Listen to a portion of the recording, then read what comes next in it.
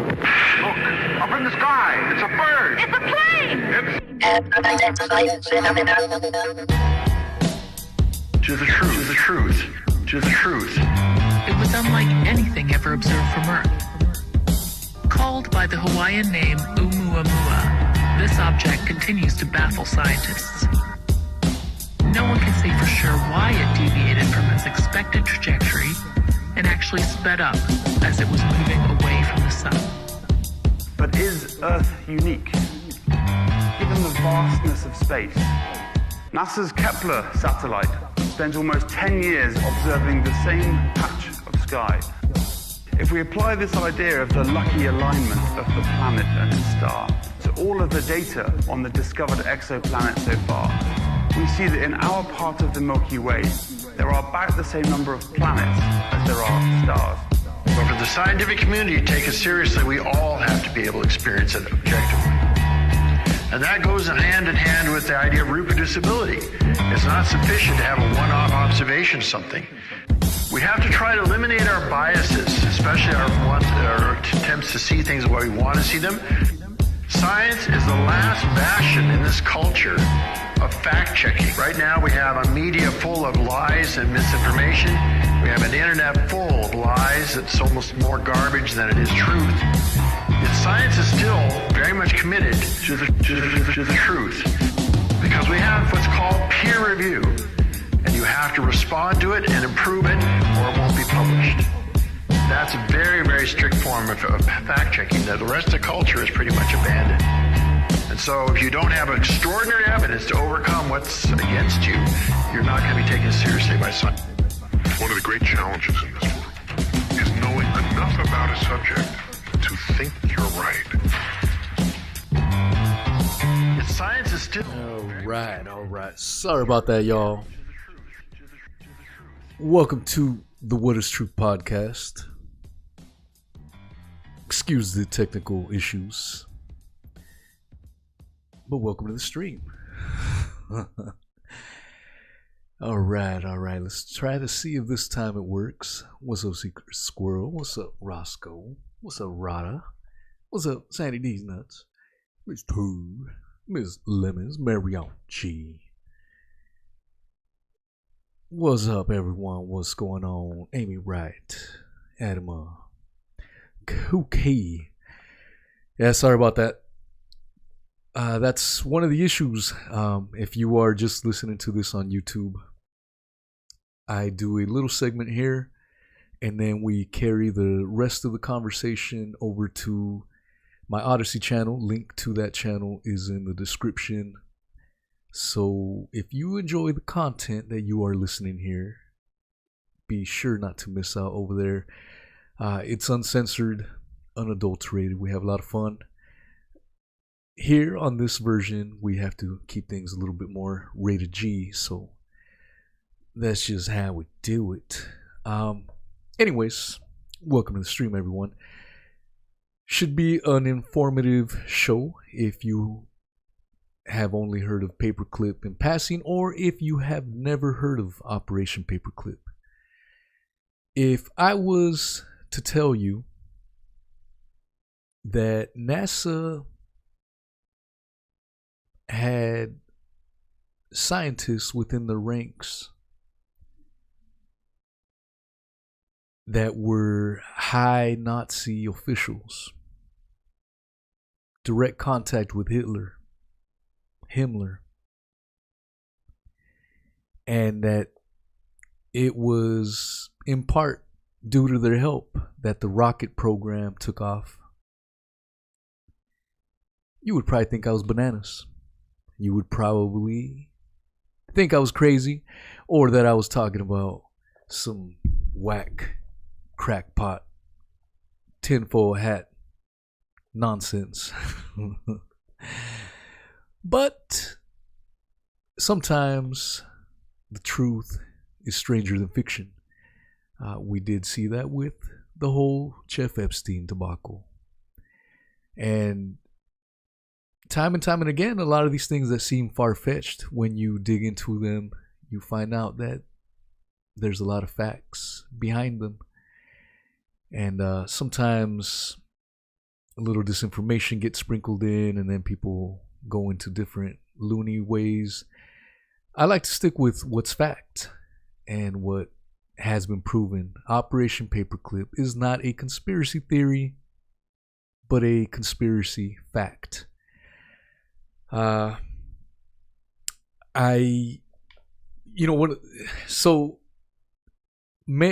of what we know about Operation Paperclip was released around the year 2014. There was a huge data dump of files, and they were released by the government in order to appease many FOIA requests, so the Freedom of Information Act requests, and lawsuits.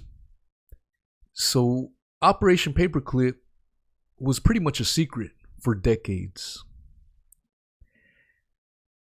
When these Nazi scientists were initially brought over by the American government, it was paraded to the American public as, oh, these were the good German scientists. These were the good guys. We only brought over the good guys. All the bad guys, they're going to be held liable and face war crimes, blah, blah, blah. The fact of the matter is, there were many that should they have been anyone else, would have been facing war crimes and suffered the fate of others that have been convicted of war crimes throughout history. And yet these guys, because their past was hidden and covered, they went on to have successful careers, even winning medals and celebrated as heroes.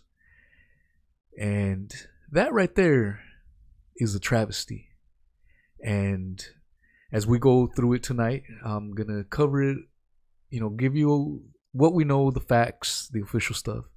When we go to Odysee, we'll take a deeper dive. If you know a little bit about the subject, or you want to share your thoughts on the subject, you are more than welcome to call me. The Skype link is in the description. Message me first, and we will get you on the show. And we can discuss this, and we can discuss anything once we're there. But this is if you never heard of Paperclip again, this is something that may very well open up your eyes to many of other things. Let's see. So I guess we can start with a fact check. That way we can fact check ourselves. All right. Okay, here we go. All right, y'all. It's not the one I wanted. That was another one. Okay. Is it showing on your guys' screen? There we go. Why does it do that?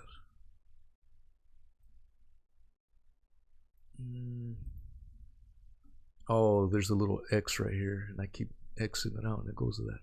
Okay, fact check. Nazi scientists were brought to work for U.S. through Operation Paperclip. I personally am not a fan of fact-checking websites, and there are many reasons, but I cannot go into detail on this platform. Maybe I'll do a show on that in the future. Follow the money on these fact-checking websites. But let's try this one. All right. The claim: after World War II, Nazi scientists joined NASA through Operation Paperclip. There have been many events. Go away. There have been many events that have shaped U.S. history. Among them, a Facebook post claims is a secret U.S. program that recruited Nazis. A modified version of the popular meme of Homer Simpson vanished into a hedge depicts Simpson bearing a swastika on one shoulder and an arm extended in a Nazi salute. World War II ends. reads the text above, which goes on to suggest a former Nazi scientist subsequently shifted over to NASA, as illustrated by Simpson, re-emerging in a t-shirt emblazoned with the agency's distinctive logo and a red baseball cap with the American flag. The sentiment within the comment seemed largely accepting of the claim.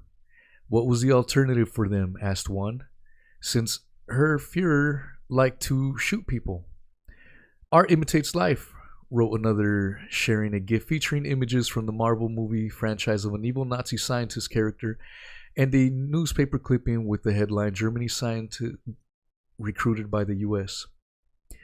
USA Today awaits comment from the Facebook user who posted the meme in the public group Official Flat Earth and Glove Discussion. All right, now they go into Operation Paperclip. In 1945, the Joint Intelligence Objectives Agency, a subcommittee established by the Joint Intelligence Committee of the Joint Chiefs of Staff, was tasked with retrieving German scientists, doctors, and engineers who were identified as intellectually vital to the Third Reich. Journalist Annie Jacobsen, I'm gonna share some more of Annie Jacobsen work. She wrote a book called Operation Paperclip. She's probably the researcher, author. She's also a journalist that has covered Operation Paperclip with the most depth. I put a link in the description to her YouTube audiobook, Operation Paperclip. It's on there, uploaded. You guys can check it out. The first part is 10 hours. I got to about 7 hours. I was just cramming that yesterday. But we'll go into that more in a little bit. Journalist Annie Jacobsen states that in a 2014 interview that this was prompted by the Allies' concerns over Hitler's potential weapons arsenal. Again, that's around the time when they did that whole data dump on classified documents. Let's see. Fall of 1944, right after the Normandy landing, scattered among the Allies' troops are these little units of scientific intelligence officers as they are working to find out Hitler's biological weapons, his chemical weapons, and his atomic weapons, said Jacobsen, author of Operation Paperclip. Let's see. These intelligence officers eventually discovered while the atomic weapons program was not as advanced as initially feared, Hitler's biochemical weapons were. The hunt for the scientific treasure, and ultimately for the scientists themselves, thus ignited Operation Overcast, renamed Paperclip for the paperclips attached to the files of the most troublesome cases. That's what Jacobsen writes. So that's where the name Operation Paperclip came from. All right, other countries did it, blah, blah, blah. Let's see. Let's go to the Nazis and their contributions. By the fall of 1945, German scientists arriving on U.S. soil. Not all of the men recruited were Nazis or SS officers, but the most prominent and valued among them were. Here's where the whitewashing begins. Having worked either directly with Hitler or leading members of the Nazi Party such as Heinrich Himmler and Hermann Göring. Werner von Braun, a rocket engineer, was instrumental in developing the first U.S. ballistic missile, the Redstone, the later the Saturn V rocket, while serving as director of NASA's Marshall Space Flight Center. As a Nazi ideologue and member of the SS, he traveled to the Buchenwald concentration camp, where he handpicked slaves to work for him as laborers, said Jacobsen in her book. Let's see. All right. So I'm going to go more on her, so we'll get there then. So our rating, true. We rate this claim true because it is supported by our research. Funny how they'll debunk other stuff for a few grammatical errors. They nitpick. But with this one, given that it's declassified information, of course they better give it a true rating. This is not a wild conspiracy theory. This is fact. All right. Operation Paperclip was a secret initiative launched by the U.S. government to recruit German engineers, doctors, physicists, chemists, and other scientific experts for U.S. technological advancement, especially in anticipation of the Cold War. Many recruited German scientists did work for NASA and various other government entities. They were not held responsible for their war crimes. Boom. There you go. Fact check that, homeboy. And let's see. That is... I wanted to get that out of the way, just so that there was no doubt, you know. And unlike the show we covered last week, podcast number 61, with George Hobbs of the Fact Hunter podcast, we went over Event 201. Unlike Event 201, this does have a Wikipedia. So there is no doubt that what we are talking about today is factual. Look it up, research it. It's right there. Do not be lazy. Do not, oh yeah, that's some tinfoil hat stuff, brother. There's no excuse. The evidence is there. The facts are there. Look it up. Let's see. So the Wikipedia essentially goes over what we just read. So I think that little Cliff's Notes gives you the best. But let's go to, well, here's the declassified information from archives.gov. This is what the government has put out. Records of the Secretary of Defense, RG 330. Joint Intelligence Objectives Agency. The Joint Intelligence Objectives Agency was established in 1945 as a subcommittee of the Joint Intelligence Committee of the Joint Chiefs of Staff.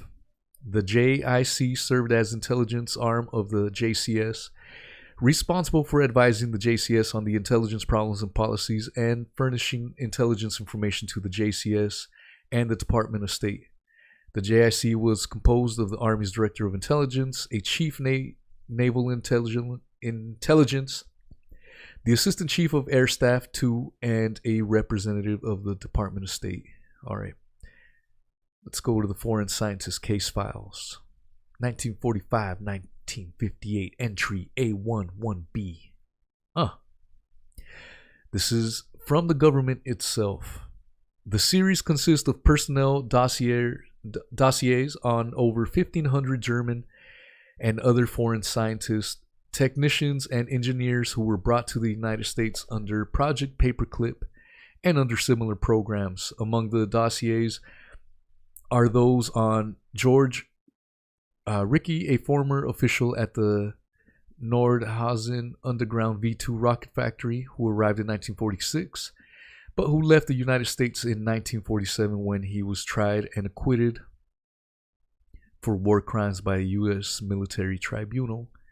Walter Schreiber, who had been instrumental in medical experiments on concentration camp inmates and who fled the United States to Argentina in 1952 after the appearance of a newspaper column about his activities, and Arthur Rudolph, who had been a V2 project engineer who left the United States in 1984, allowing the Department of Justice discovery of his role in the prosecution of prisoners at the Nordhausen factory. Not included among the dossiers is one for the rocket scientist Werner von Braun. It was never transferred to NARA. We'll go into a little bit of Mr. Werner von Braun. He was in my opinion, a scummy individual. It's funny when you do research into this, you notice a lot of people will be in that it's kind of a conundrum, as Annie Jacobsen states, where you'll have people justify the hiring, the implementing of these individuals implicated in war crimes, and yet justify because, well, we got to the moon, didn't we? And the moon landing, we will go into that in Odysee. I can't talk about it on this platform, but in Odysee, you can bet your top dollar that we will do. All right. Okay, I wanted to play a clip of Annie Jacobsen. Yeah. What do we have here? All right. So this clip is of Annie Jacobsen. She's taking a nap. She thinks I'm boring her. But listen to what she has to say on the subject here. You said we don't really know much about the case of Walter Schreiber, what he did. Some of them we do know, right? And the very famous case is, most famous is Wernher von Braun. Yes, he came here. He was the head of our rocket program and brought 114 fellow V2 rocket makers with him. And this program, again, had a very beneficent face. Only now do we know the facts are very different about what those scientists were involved in at the end of the war in what was called the Nordhausen slave labor factory. Deep in the tunnels, you had concentration camp prisoners building the V2 rockets. So in a case like that and others where we know that they did accomplish things for the U.S. when they came here, then the question, and you write this, does accomplishment cancel out past crimes? That, I think, is the conundrum of Operation Paperclip. And I hope that people come to their own conclusion about that, because certainly the idea that you would excuse some of this horrific behavior during the war becomes, that big moral question. And what happened to these guys in the end? A number of them just lived out their days quite well here in the U.S. You know, the obituary for Dr. Theodore Benziger in the New York Times, I think, kind of sums it up. He died in 1999, and the New York Times lauds him as a good German scientist who's dedicated his life to the U.S. military. It leaves out the fact that he worked with Himmler very closely during the war and was actually on the original list of Nuremberg war crimes trials. And yet, he was released into U.S. custody and came to the United States. So this idea that you can just whitewash someone's past, I think, is important to look into and to investigate so that that truth can be reconciled. All right. It's Beautifully put by the lovely Annie Jacobsen. Now, she wrote that book, and like I said, if you go to the description of this video, I put a link to the whole 10-hour part 1 of the video, and she pretty much covers, so there was over 1,500 scientists and these folks. I did a podcast. If you follow me on Spotify, Apple, iTunes, wherever you get your podcast from, podcast number 34, I interviewed Gerard Williams. He is a world-renowned journalist, and he has been on the show Finding Hitler on the History Channel, and I had the honor and privilege to speak with him, and he's thinking that it was closer to 10,000 of these individuals, not the 1,500, and he also has an alternative view on Hitler's end. He pretty much, listen to it. I can't get into it on this platform, but listen to it. It's a great conversation that we had. I had a lot of fun doing it. Podcast number 34. I'm on your favorite podcast player. But Annie Jacobsen, in her book, she covers 21 of the most horrible scientists that later ended up going to NASA. 2 places of prestige. And she listed the paperwork.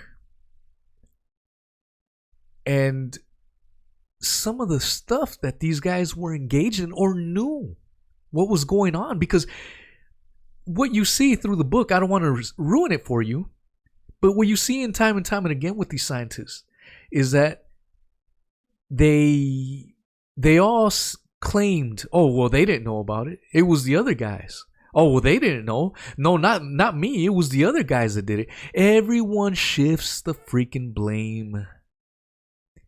And it reminds me so much of the Jeff Epstein thing. So many people tied to him And every single one tied to him. Oh, no. It was just a philanthropy type of deal. Oh, no. They all claim they didn't. It's the same deal. History repeating itself. And the parallels between that and this, there's quite a few, believe it or not. But with some of these experiments that these folks were engaged in, vaccines, they were using their quote unquote their prisoners as human guinea pigs. In one of those sick instances, they were studying how long it took for someone to die of freezing to death by putting people in buckets of ice cold water.